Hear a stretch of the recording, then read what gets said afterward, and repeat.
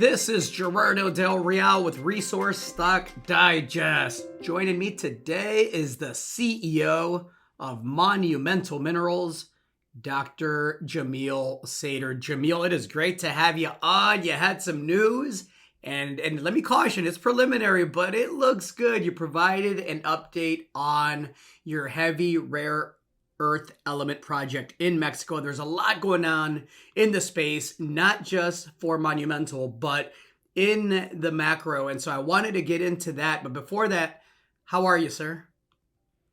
I'm doing well. Beautiful weather here in Vancouver. And, like you said, we've had some really good results at Jemi. We're still in the middle of drilling, but I really expect that when we get the assays back, they'll be as good as what we think we see in the core. Well, let's get right into what you see in the core. First and foremost, how many holes have been completed? So to date, we have drilled 12 holes and working on lucky number 13 right now. Depths of range anywhere from 50 to a little over 300 meters. And, we're kind of keenly watching that lucky number 13. And if it is indeed really lucky, we'll drill a little bit more or perhaps drill one more hole beside it. So we're getting near the end, but very good results so far.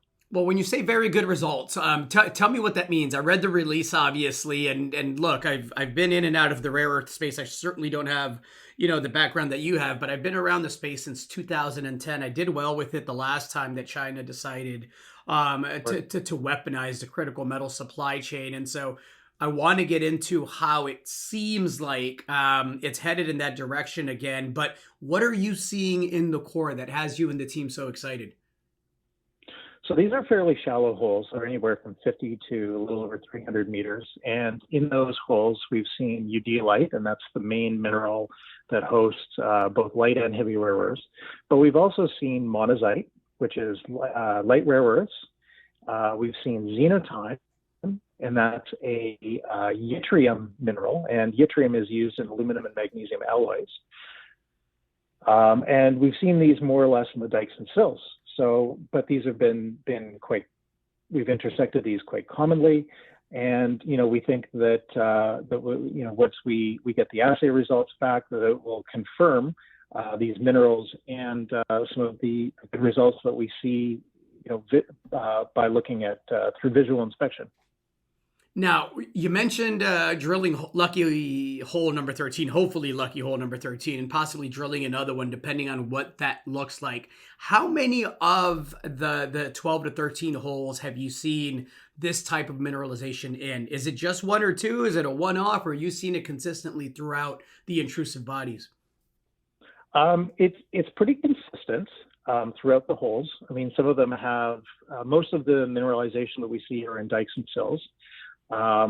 And so it is consistent, but of course, some holes will have greater concentration of these dikes and sills that have, intruded into the host rock compared to others. But pretty much every hole, we have seen some mineralization. Well, that is encouraging to say the least. When do you anticipate to have assays back? I noticed that you sent them to ALS in my home parents' home state of Zacatecas, Mexico. Yes, sir. When do you anticipate those results back?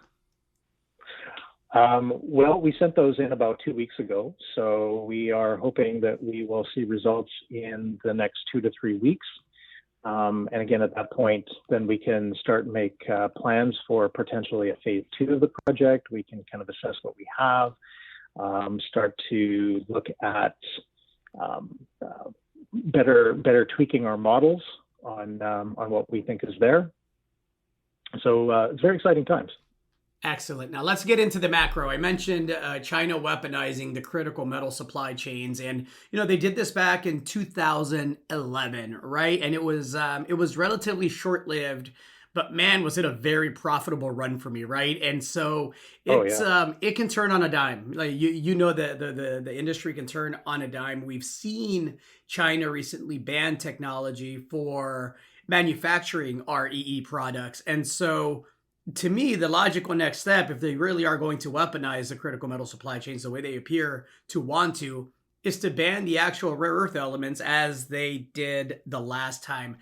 How do you see things playing out, and how sensitive do you think North America is to the potential of getting cut off from, the most reliable source that we have for a lot of these right now? I think the rest of the world outside of China is very sensitive to getting cut off from rare earths. I mean, China is the number one producer of rare earths, all the way from a shovel, so digging it out of the ground, to these manufactured products. And in fact, the rest of the world is quite far behind China, to the point where even groups like MT Materials, they have to send their ore to China to be refined at this point. So we are very sensitive to it. And, we have actually seen recently the weaponizing of critical metals. It was just in the news recently where China banned metals that are used for, the export of metals that are used for semiconductors, specifically gallium and germanium. So, the question comes up again, well, could rare earths be next? It's happened before, it can happen again. There's no end in sight for the trade disputes between China and the West, and then to top it all off, right now the Chinese economy is actually struggling quite a bit, and so they're more incentivized than ever to protect their economy. So it could get quite interesting.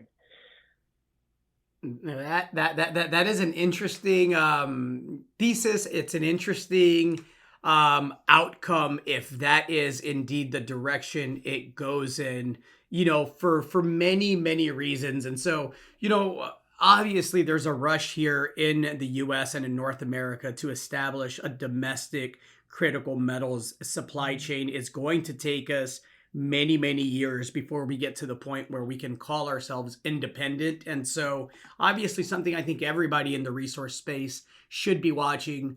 I am very bullish in the lithium space, and I can't let you go before we talk about your Laguna Blanca project in Chile. It's the primary focus in Chile at this point.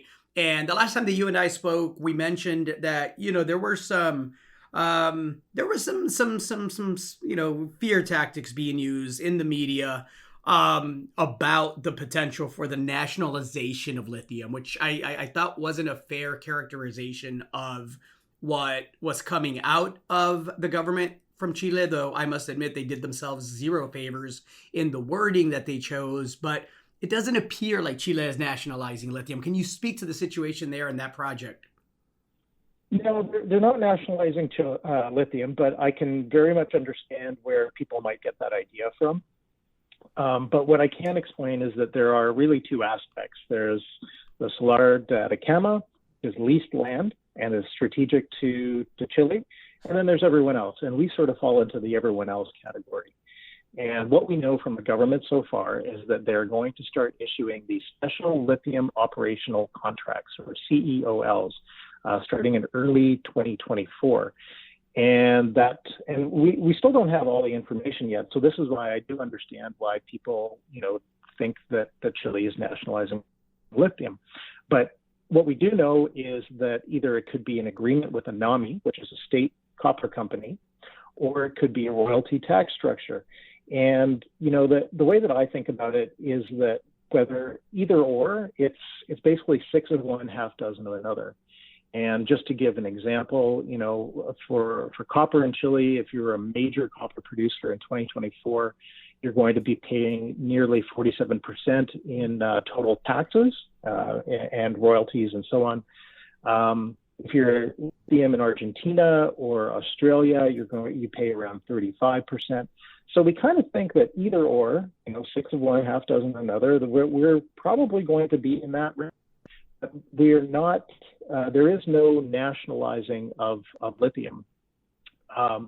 And further to that, I would say that there has been a recent bill that has been put forth by the majority party in the Chilean Constitutional Council, which would essentially make Chile a grantable mineral substance like copper. So basically, it would have this. It would be as a miner or as an explorer, you would treat it the same as copper.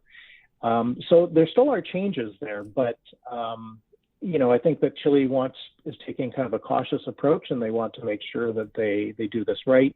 They want to ensure that they get the benefit that the country deserves for their mineral wealth, but also that they are able to draw in and bring in foreign investment, and really so that everyone can make money out of it.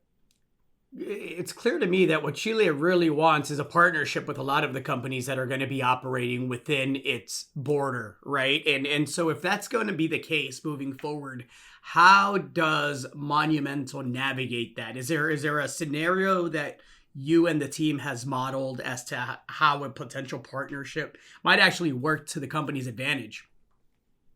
Yeah, so we've been talking to the government. We've been talking with various experts, policy experts in Chile, and what we see is that once we're able to drill, once we have our community engagement finalized, then we can go to the government and say, hey, what do you want to do with us? How do you want to structure something? And I think that engaging the government at this point is really the best way forward for us.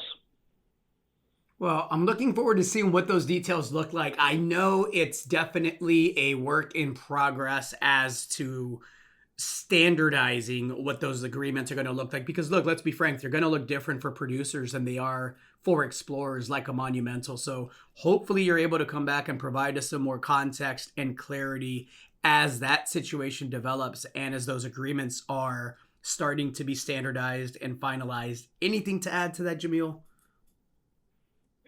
All I would say is that, for Monumental overall, right now we have an excellent cash position to continue to carry out our work at Jemi, as well as our work in Chile. We are in a very good position, and we keep tuned in for more news on in both countries, both Mexico and Chile.